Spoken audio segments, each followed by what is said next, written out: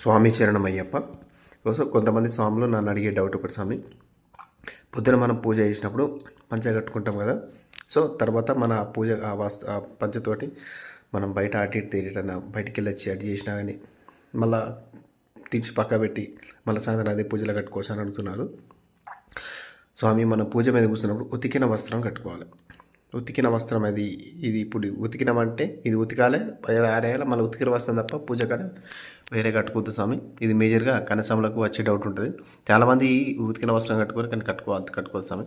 ఉతికిన వస్త్రమే కట్టుకోవాలి కంపల్సరీగా పూజ దగ్గర. ఎందుకంటే అది అంతే, మనం ఇక్కడని కాదు వేరే ఏ గుడి పోయినా అదే పని చేస్తాం స్వామి అని కొన్ని ఇంకా ఇంకో స్వామి డౌట్ ఏంటంటే, స్వామి మనం పొద్దున లేవగానే ఈ టక్కటక్క సన్నిధానం చూసుకోవచ్చు అంటున్నారు. కాదు స్వామి, ఫస్ట్ మీరు లేవగానే ఫస్ట్ ముఖం కడుక్కోవాలి.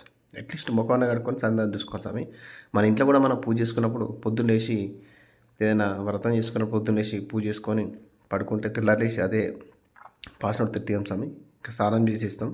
సో మన అయ్యప్పలం కాబట్టి ముఖం కాళ్ళని కడుక్కోవాలి స్వామి. స్వామి శరణం అయ్యప్ప.